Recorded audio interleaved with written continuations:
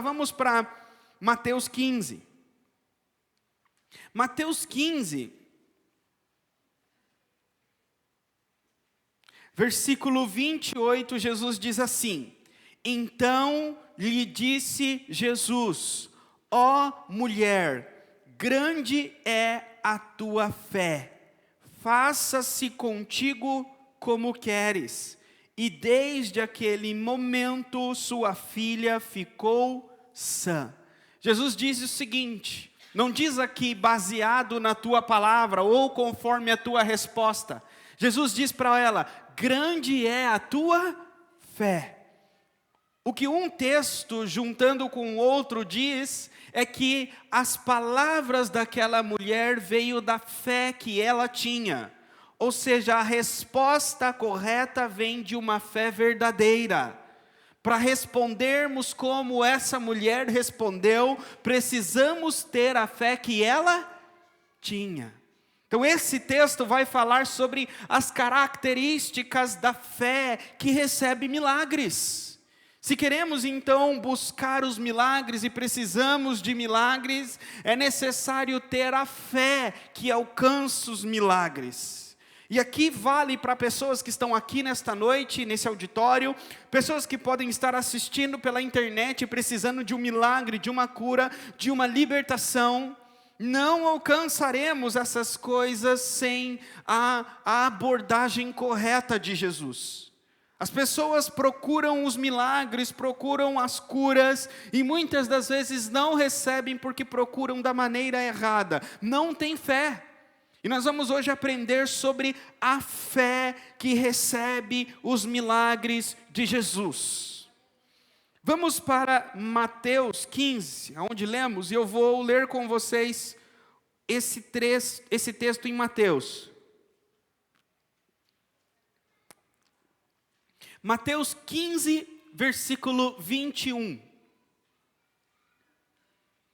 Partindo Jesus dali, retirou-se para os lados de Tiro e Sidom. E eis que uma mulher cananeia, que viera daquelas regiões, clamava: Senhor, filho de Davi, tem compaixão de mim. Minha filha está horrivelmente endemoniada. Ele, porém, não lhe respondeu palavra. E os seus discípulos, aproximando-se, rogaram-lhe: despede-a, pois vem clamando atrás de nós. Mas Jesus respondeu: não fui enviado senão as ovelhas perdidas da casa de Israel.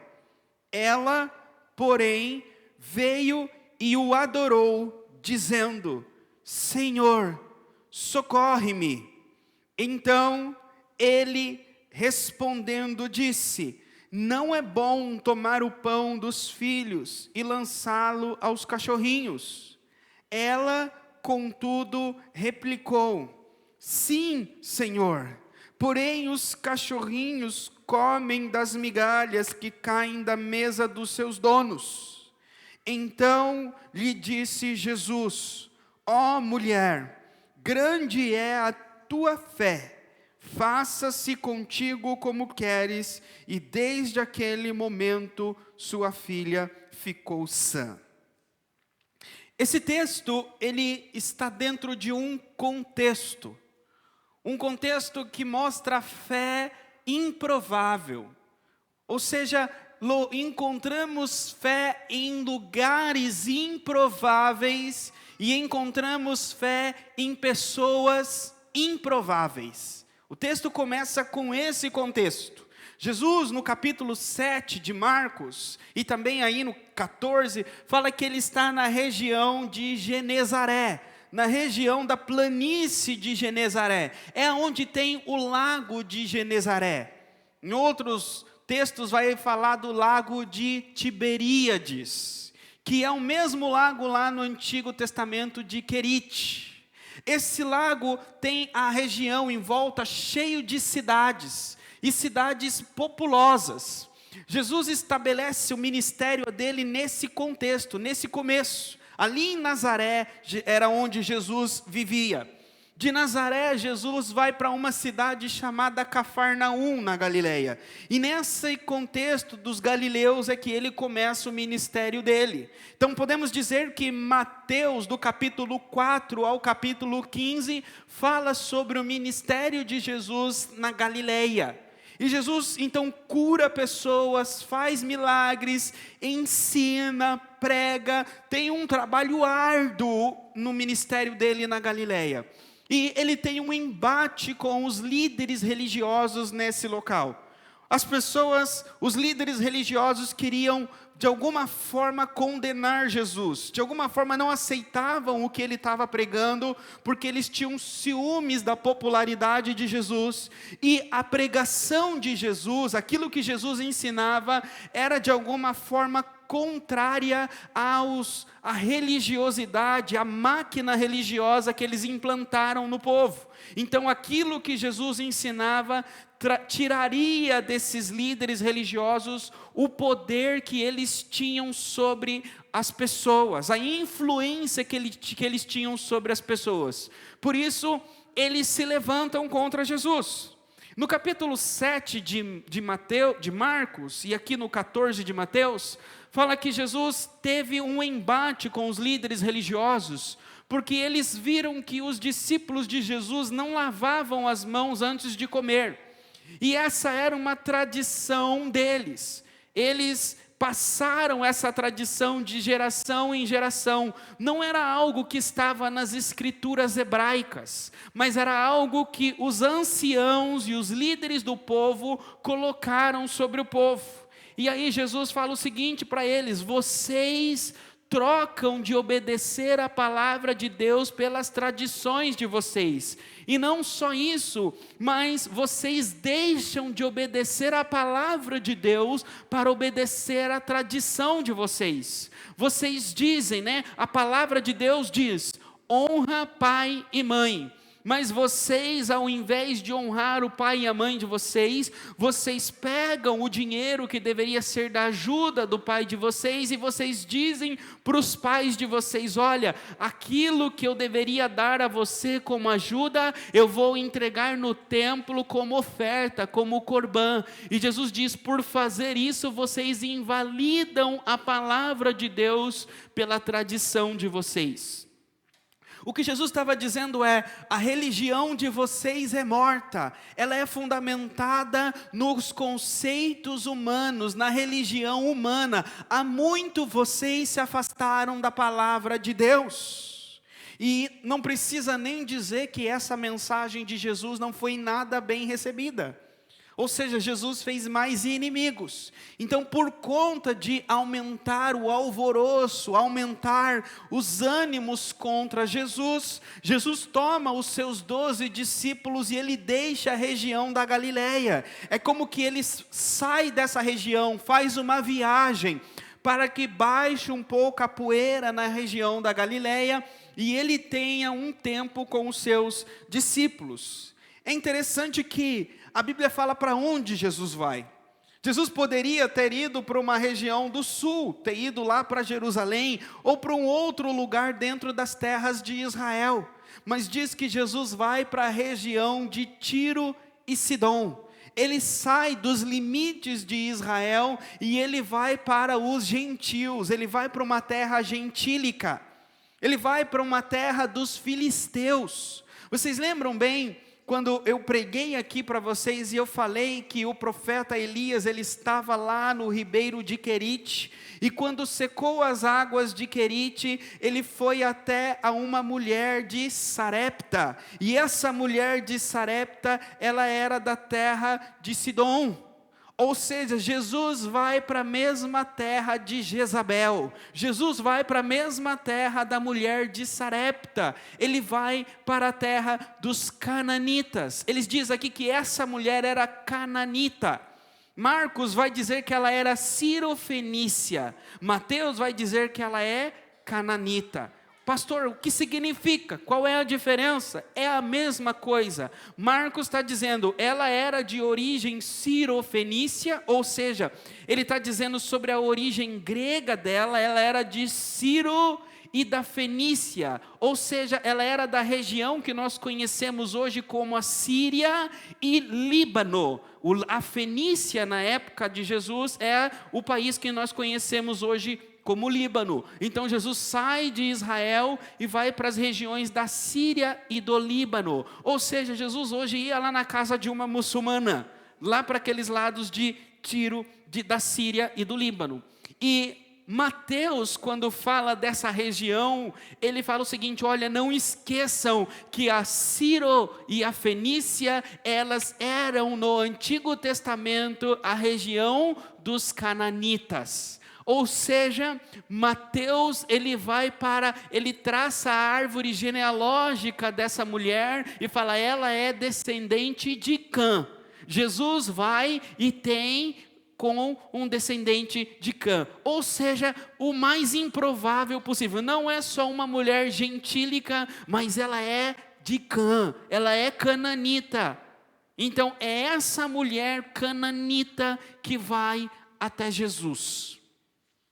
Quando Jesus chega nessa região, alguns comentaristas dizem o seguinte: olha, Marcos diz que ele foi ali para os limites, ou seja, ele não entrou nas regiões ali, ele ficou ali na borda, ele ficou como na fronteira com a cidade de Tiro e Sidom. Mas depois vai dizer que ele fez muitos milagres naquela região. E aqui diz que ele entrou na região, aqui em Mateus capítulo 15, e que ele saiu da região, ou seja, ele não ficou na fronteira. Não está dizendo aqui que Jesus não entrou na terra de Sidom, que ele não entrou na terra de Ciro, mas sim, Jesus entrou. Mas pastor, o que tem de importante nisso? Porque os judeus não entravam na terra dos gentios. Era como que eles não era por Jesus ter dito, olha, não é o meu momento ainda, não é o momento de tirar o pão dos filhos e dar aos cachorrinhos, então Jesus não entrou na casa daqueles gentios. Não. Desde a época de Jesus, Jesus já mostrou que o reino não era somente para os judeus. O reino era para todo aquele que nele crer. Já começou aqui, então Jesus vai até a terra de Ciro, vai até a terra de Sidom, ele entra naquela região, mas ele não queria ser descoberto. Fala lá em Marcos capítulo 7, que ele entrou numa casa e não queria que soubessem que ele estava ali. Provavelmente ele queria descansar. É interessante que Jesus sabia que uma mulher iria até ele lá nessa região, sim ou não? Ele sabia antecipadamente, antes de chegar naquela região, ele sabia que chegando lá ia ter ministério. Ele sabia que chegando lá ia ter gente necessitada. Mas ele chega lá, ele não vai logo atrás das pessoas. Ele fala assim, olha, eu vim aqui para descansar. Eu vim aqui para ter um tempo com os meus discípulos. E ele entra numa casa falando, olha, não quero que ninguém saiba que eu estou aqui. É tipo o pastor quando sai de férias, né? O pastor sai de férias e olha, vim aqui, não fala para ninguém que eu estou na cidade, não fala para ninguém que eu estou aqui, mas as notícias voam, as notícias correm, toca o celular do pastor, vem pregar aqui, vem orar na minha casa, vem tomar um café comigo, e o pastor faz o quê? Vamos embora. É para isso que eu estou aqui, para fazer o ministério. Então Jesus chegou, não queria que ninguém soubesse, mas tem uma mulher aqui que ela é linguaruda. Tem uma mulher aqui que ela tem uma goela grande, ela fala alto, ela espalha. Fala que ela vem até Jesus clamando. A palavra aí, clamando, é gritando insistentemente, é fazendo um barraco, mas não é fazendo um barraco no sentido de fazendo Jesus passar vergonha, mas é falando alto e não se importando com alguém está à volta, pensando no que vão achar dela por estar gritando alto. Está dizendo aqui que essa mulher, ela falava alto e insistentemente. Mas o primeiro ponto é, essa mulher, ela vai até Jesus, certo? Então a primeira característica da fé que recebe os milagres é uma fé que é direcionada para o local correto. A primeira coisa, essa mulher foi até Jesus. Então a fé dela para receber o milagre, ela foi ao lugar certo. Então, primeiro, para receber os milagres precisa ter uma grande fé, mas a fé precisa estar direcionada a Jesus. Esse é o primeiro problema que nós temos hoje. Muitas pessoas têm fé, mas não têm fé em Jesus. Ah, eu tenho fé, pastor. Tenho fé que o universo se voltará ao meu favor, porque aquele que pensa positivo, as coisas acontecem. Então, pula de um avião sem paraquedas para o universo te ajudar. Pensa positivo, que se você pular de um avião sem paraquedas, o universo vai fazer de alguma forma você chegar lá embaixo. Vai acontecer ou não? Não vai. Você vai chegar lá embaixo muito rápido e vai se esborrachar. O que eu quero dizer? Que fé por fé não é nada. Tem um filme que diz, fé demais não cheira bem. Quando é uma fé sem fundamento, não adianta nada. Ah, eu tenho fé. Tem que ter qual é o objeto da tua fé. Você tem fé em quê? Se você, muitos falam, eu tenho fé no universo, como eu disse aqui. Outros dizem, eu tenho fé em mim mesmo. Porque se eu não tiver fé em mim, não adianta nada. Então continua tendo fé em você. Não adianta nada. A fé que salva, a fé que cura, a fé que liberta, é fé em Jesus. E somente Jesus. Jesus.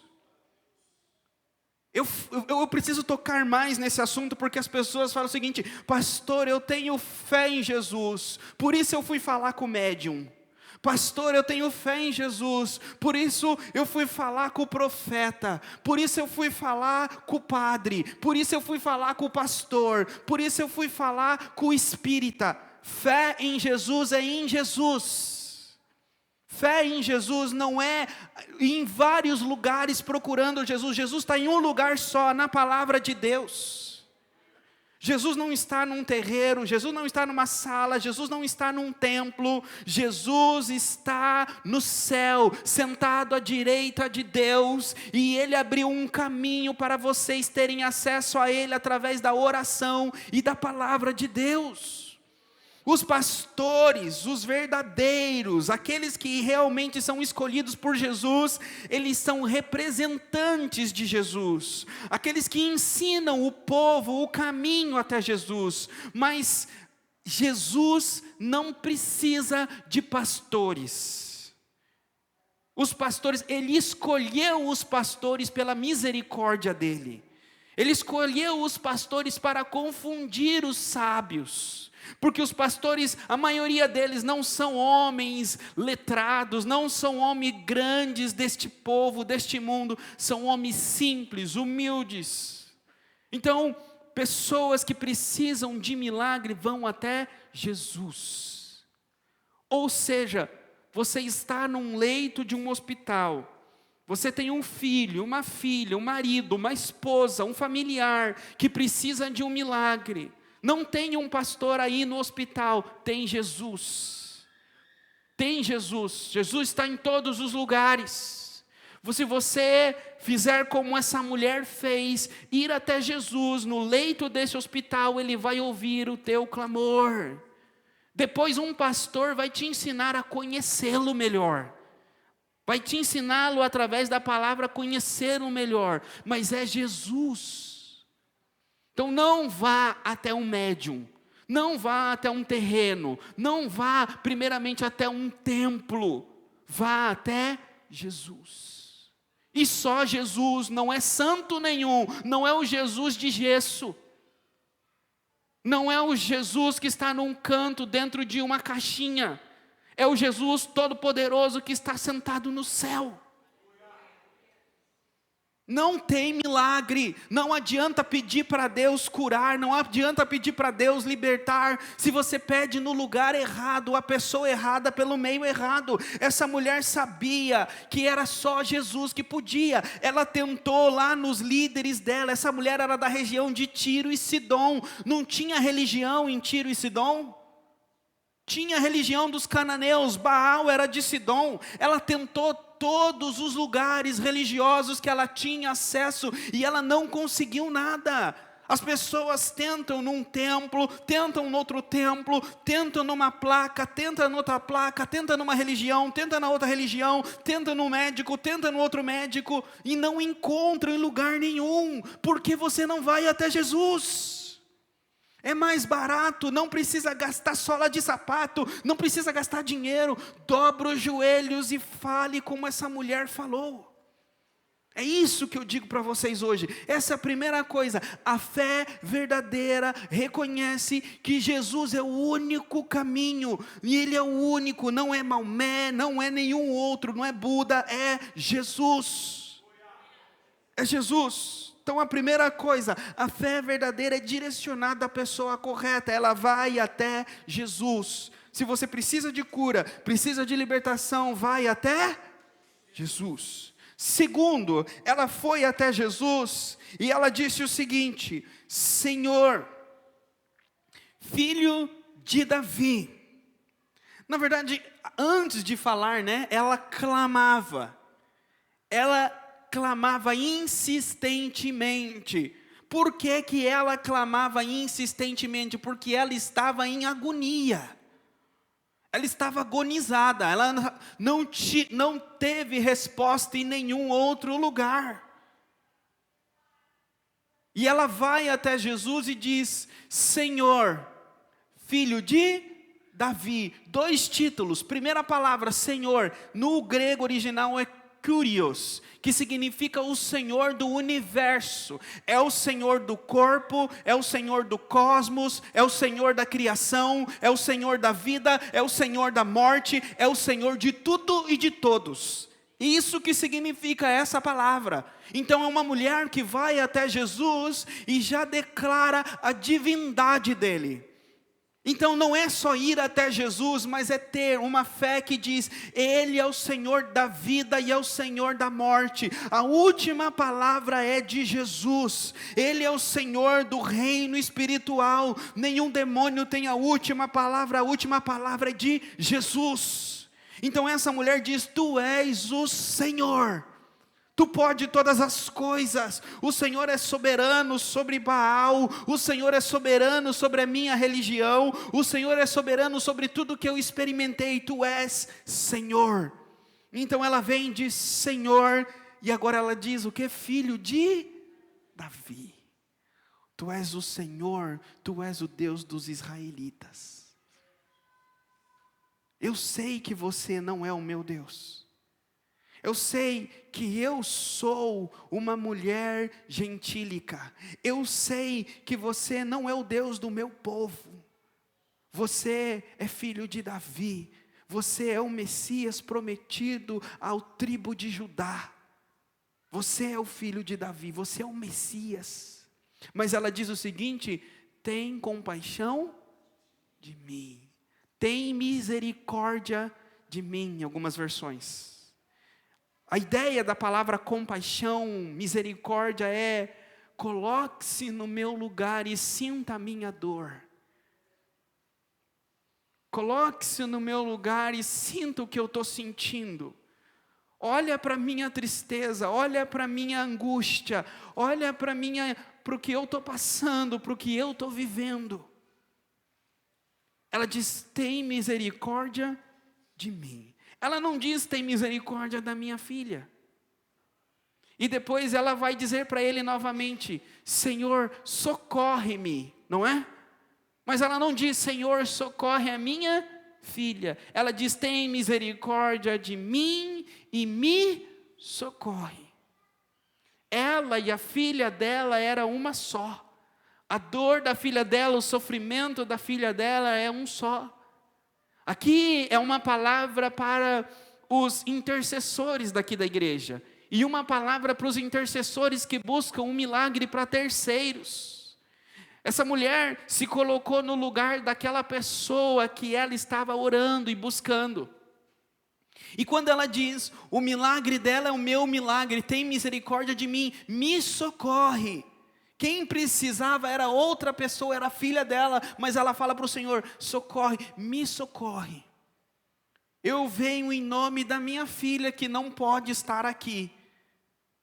E assim somos nós, às vezes nós vamos até Jesus pelos nossos filhos, pelos nossos pais, pelos nossos amigos. E muitas das vezes eu como pastor falo assim, Senhor, cura daquela pessoa, age na vida daquela pessoa. E lendo esse texto eu entendi, Senhor, tem misericórdia de mim, Senhor.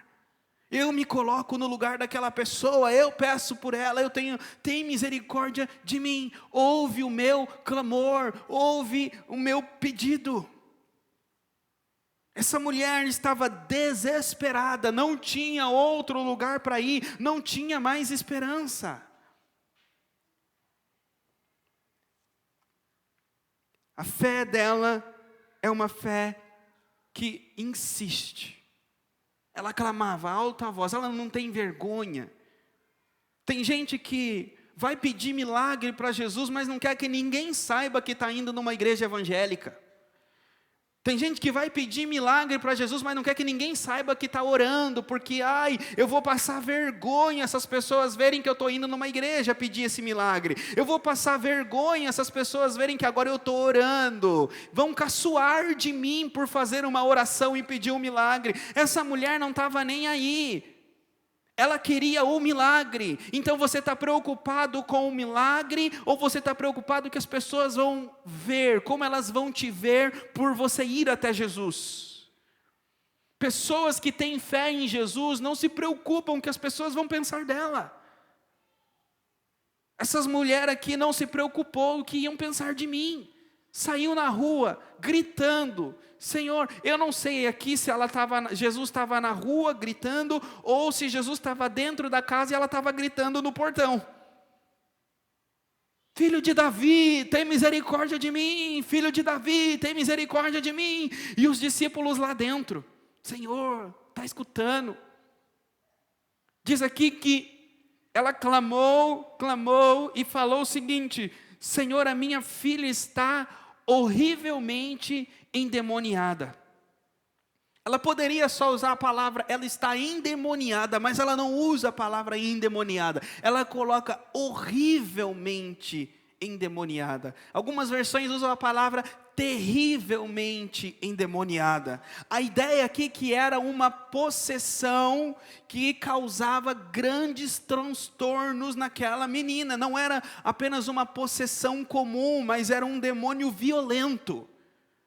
Violento. A Bíblia fala de um pai, e usa a mesma palavra. O pai chega até Jesus e fala assim, o meu filho está horrivelmente endemoniado, e diz o seguinte, o Espírito toma, e joga ele no fogo, e joga ele na água, tentando matá-lo.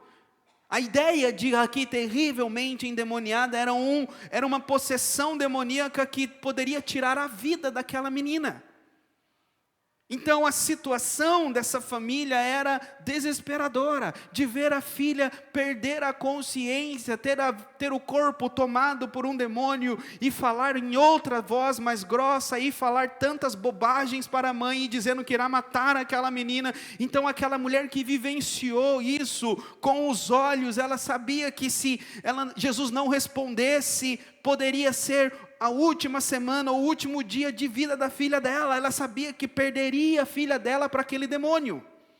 Então ela foi até Jesus sabendo ou tudo ou nada. Ela chega gritando insistentemente, como nós às vezes, como nós precisamos insistir. Aí o texto diz, ele porém não lhe respondeu palavra. Silêncio de Jesus. Como que ela não estava nem ali. Quantas das vezes, né? A gente ora, clama, pede, e parece que Deus não está ouvindo o nosso clamor. Parece que Deus não está ouvindo a nossa petição. Parece que Deus não responde palavra aquilo que a gente está pedindo. E aí a gente duvida da misericórdia. A gente duvida será que Ele se importa mesmo? Os crentes falam de um Deus bondoso, os crentes falam de um Jesus bom, mas eu duvido muito que Ele se importa, porque eu fiz uma oração, eu pedi, todos viram que eu me humilhei, todos viram que eu clamei, olha como está a minha filha, olha como está aquela pessoa que eu pedi e não aconteceu nada, quantas vezes eu pedi, e aqui aconteceu a mesma coisa, ela pediu e Jesus não respondeu. E nós vamos ver aqui o porquê que Jesus não respondeu. Não é porque Jesus não se importava com ela, não. Mas aparentemente, parece que Jesus não se importa com o problema dela. E aí algumas pessoas podem pensar o seguinte, eu sei que eu não frequento uma igreja. Eu sei que eu não sou membro de uma igreja. Eu sei que eu não sou batizado. Por isso que talvez Ele não olhe, por isso que talvez Ele não responda a minha oração. Essa mulher poderia dizer, eu sei que eu não sou judia, eu sei que eu não sou do povo de Israel, será que é por isso que Ele não olha para mim? Mas Jesus, a continuação do texto diz por que Jesus parecia que não respondeu palavra para ela. E os seus discípulos, aproximando-se, rogaram-lhe, despede-a, pois vem clamando atrás de nós. Aqui entra um ensinamento para os discípulos. Agora aqui o texto sai da mulher e entra no relacionamento com os apóstolos. Deixa agora de ser uma história sobre o milagre e passa a ser agora um ensinamento de ministerial. Como que eram os pastores de Jesus, como era a igreja. E a palavra de Jesus, dos discípulos aqui era, Senhor, despede-a, porque ela está clamando, rogando-lhe, despede-a porque vem clamando atrás de nós. A ideia aqui é que ele estava andando na rua e ela estava vindo atrás. Então nós temos dois pedidos aqui, a mulher fazendo um pedido para Jesus, e os discípulos fazendo um pedido para Jesus. Jesus não responde aqui à mulher, e vamos ver o que Jesus responde aos discípulos. Mas primeiro, o texto está mostrando aqui, que os discípulos chegaram para Jesus e falaram assim, Senhor, despede-a. A palavra despede aqui é manda ela embora.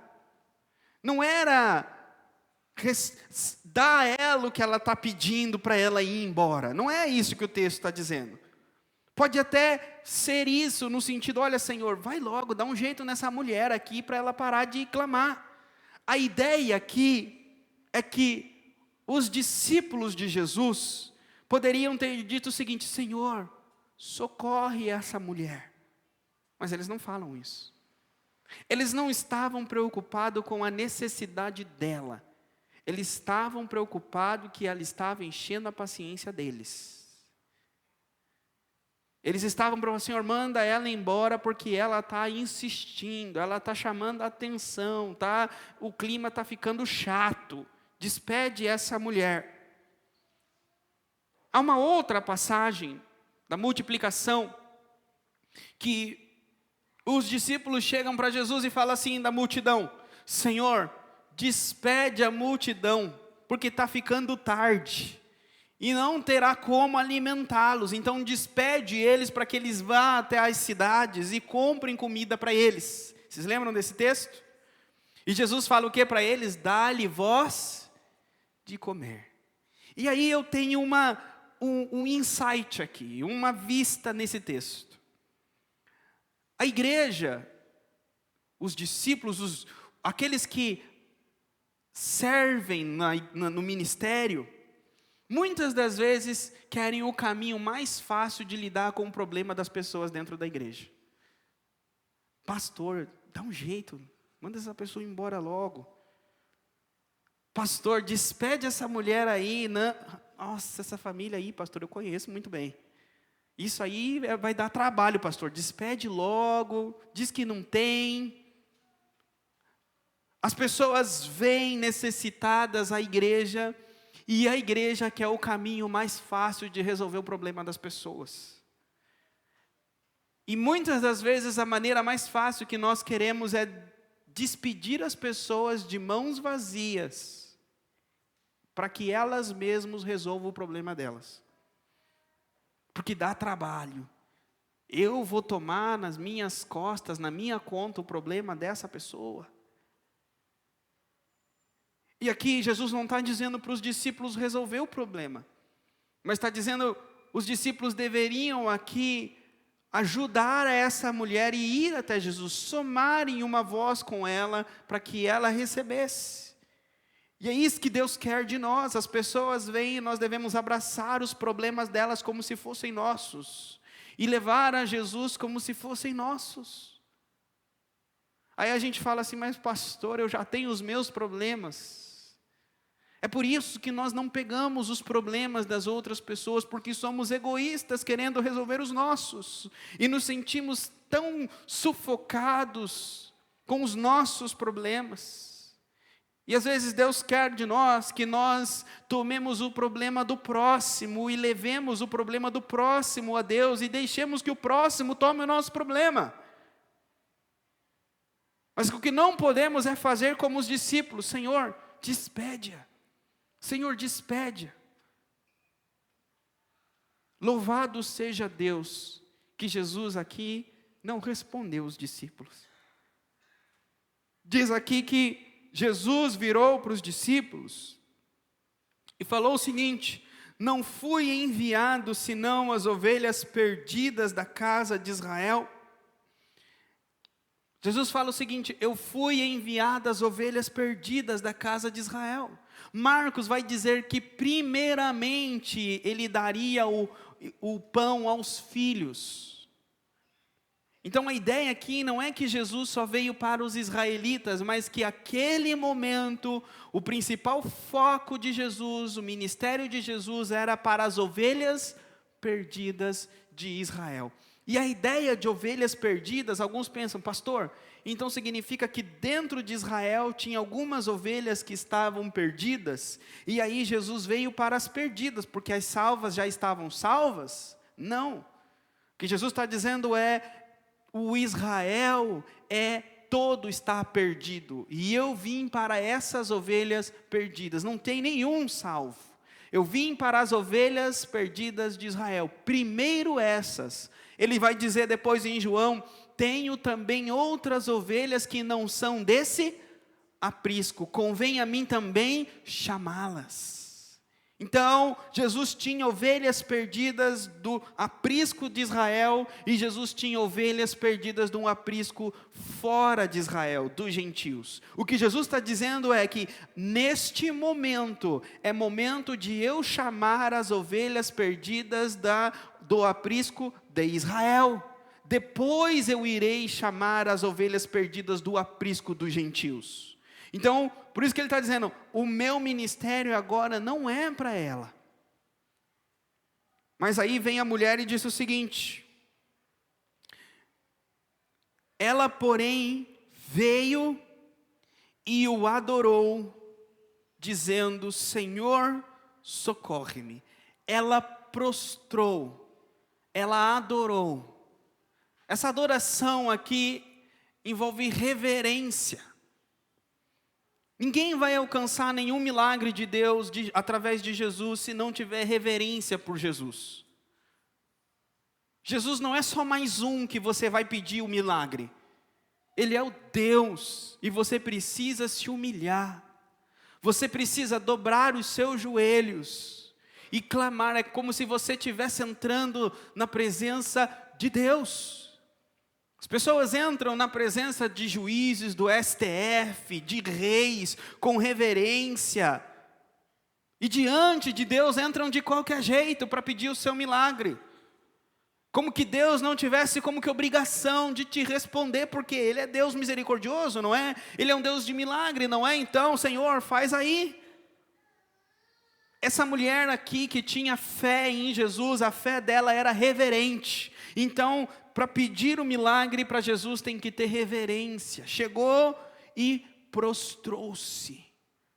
Prostrar-se é humilhar-se, é reconhecer que você está num nível mais baixo, é reconhecer que você não tem, é como que Deus não tem que dar para você o que você está pedindo. Essa mulher chega para Jesus e fala assim: tem misericórdia de mim. Ou seja, eu não mereço esse milagre. Eu não tenho nada em mim que possa vir à tua presença e dizer: olha, por conta disso eu mereço esse milagre. O que está dizendo é: Senhor, é a tua misericórdia. Eu não mereço. Então essa mulher humilhou-se e reconheceu que se Deus fizesse por ela, era baseado na compaixão dele somente. Ela não tinha nada para oferecer para ele. Não, o dinheiro dela não compraria o milagre, a posição dela não compraria o milagre, nada que ela tinha nas mãos dela, na conta bancária dela, pode comprar o milagre de Jesus. A única coisa que pode tocar o coração de Jesus é expressar para Jesus que se ele não fizer nada por ela, ninguém mais pode. Ela disse: socorre-me, socorre-me. Pessoas hoje que estão num hospital, olhando para o céu e dizendo: Senhor, me socorre. Pode ser que algumas pessoas agora sofreram um acidente, estão presas nas ferragens e pensando: Senhor, me socorre. Pessoas têm familiares perdidos que não encontram e estão dizendo: Senhor, me socorre. Não sei qual é o seu motivo, que você tem que olhar para Jesus para cima hoje e dizer: Senhor, me socorre. Não tenho forças, me socorre. É o que essa mulher fez: me socorre. Jesus diz para ela: não é bom tomar o pão dos filhos e lançá-lo aos cachorrinhos. Quem aqui, como eu, trabalha com vendas, sabe que a gente passa por objeções, não é? Não é, Jéssica? A gente liga e o cliente fala: ah, não.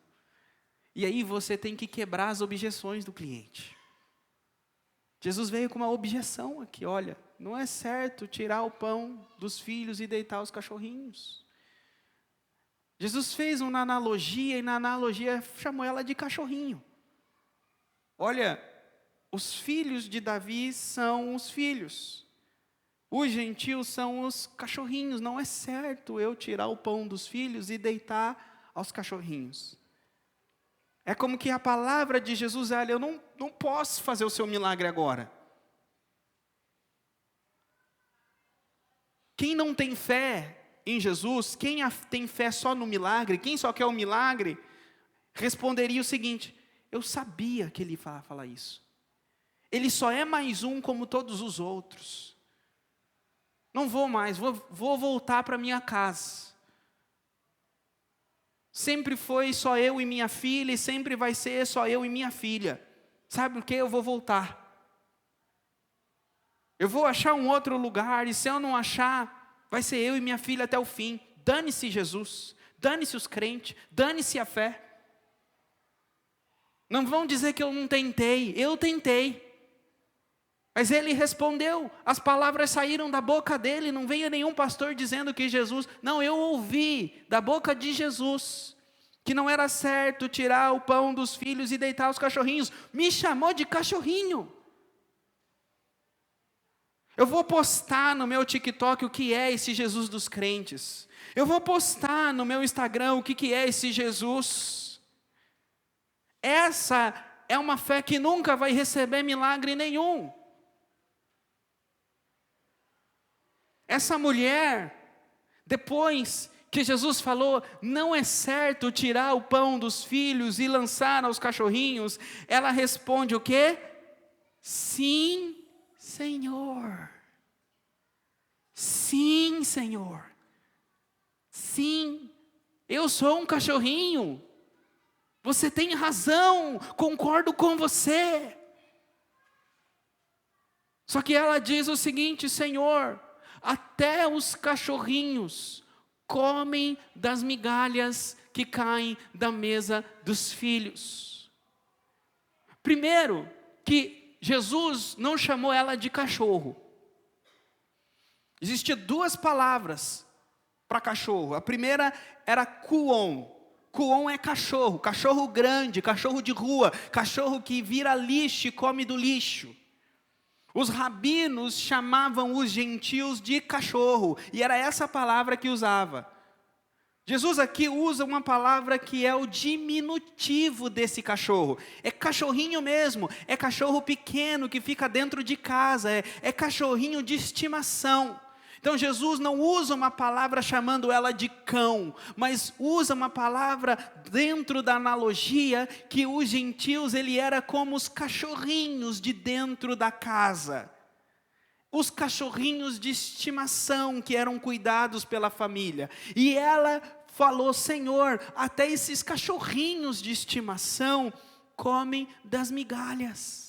Ela está dizendo: eu não preciso da bênção completa, eu não preciso daquilo que é dos filhos, eu concordo com o Senhor. Dê para os filhos, alimente os filhos, eu só preciso da migalha. E aí Jesus diz que ela tem uma grande fé, grande, mega, é a palavra no grego. A fé dela é uma mega fé, uma fé grande. Só que a fé grande dela é uma fé, não está dizendo o seguinte: olha, se essa mulher tem uma fé grande, e Jesus vira para os discípulos e fala: homens de pequena fé, então ela tinha uma fé grande, então tinha mais fé que os discípulos. Não é isso que o texto está dizendo. A fé, ela corresponde no contexto do teu conhecimento. Essa mulher não conhecia as promessas, não conheciam as palavras, não tinha a informação que os discípulos têm. Então, baseado no conhecimento que ela tinha, a fé dela era muito grande. Diferente dos discípulos, por andar com Jesus, ver os milagres, conhecer as promessas, então baseado no conhecimento e na experiência que eles tinham, a fé deles era pequena. Então, para alguém que não teve o conhecimento de Deus, essa mulher correspondeu com grande fé.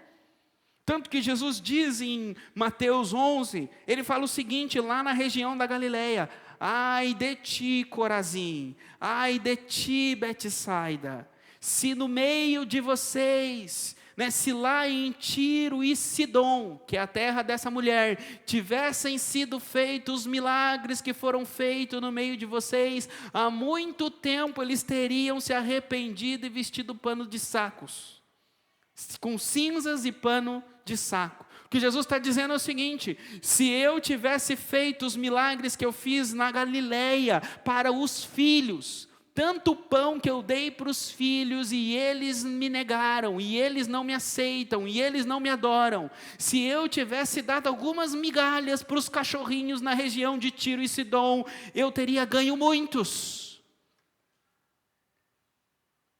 O que está dizendo esse texto é que muitas das pessoas que estão vendo pela internet, talvez, essa pregação, que não tem conhecimento bíblico que vocês têm, que não tem a experiência com Deus e com Jesus que vocês têm, talvez vão corresponder a essa palavra com muito mais fé que vocês. Por isso está dizendo que a fé grande confia em Jesus, não confia na nossa fé, não confia em nós, não confia no pastor, confia em Jesus. Nada pode dar errado se Jesus tem o controle da nossa vida. Então, se as coisas não saem do jeito que a gente espera, é porque Jesus permitiu. E Ele permitiu por um propósito. O propósito talvez seja para que você insista com Ele. Não desista, a fé verdadeira insiste. A fé verdadeira não tenta uma vez e fala: não deu, pastor, tentei, aí eu fui, dei o meu jeito. A fé verdadeira insiste, insiste, insiste, insiste, insiste, insiste, insiste, e não para de insistir. Batei, batei, batei, batei, batei, batei, batei, e abrir-se-vos-á. Não parem, não desistam, até que Ele ouça, até que Ele responda. Grande é o milagre, mas grande deve ser a insistência. E a fé verdadeira responde sabiamente para Jesus. A fé verdadeira tem a resposta certa. Senhor, sim, Senhor, Tu sabes, está no Teu controle. Eu preciso, mas é no Teu tempo, é da Tua forma, é da Tua maneira. Mas Senhor, olha para o meu sofrimento, olha para a minha angústia, olha, Senhor, para essa prova que eu estou passando, e me socorre. Quem precisa do socorro, vem à frente que eu vou orar por você.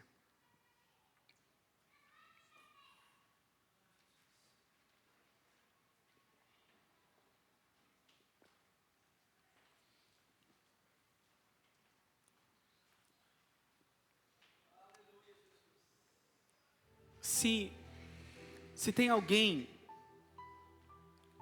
pela internet hoje ouvindo essa mensagem, você chegou até aqui, até esse momento da oração, e você precisa de um socorro, quero que você coloque, eu vou te dar 5 minutinhos, escreva aí nos comentários, que você vai participar da oração, que você precisa de um socorro, que você está aqui, que você ouviu essa mensagem, e você precisa dessa oração, e eu vou orar por você também. Escreva aí, por favor. Aí o pessoal da mídia que está aí, me avisa, por favor, tá?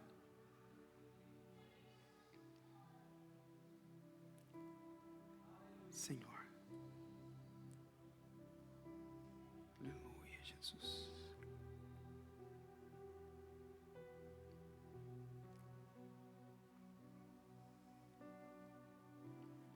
De vocês que estão aqui, tem alguém que a necessidade de vocês, o socorro de vocês, envolve cura física, cura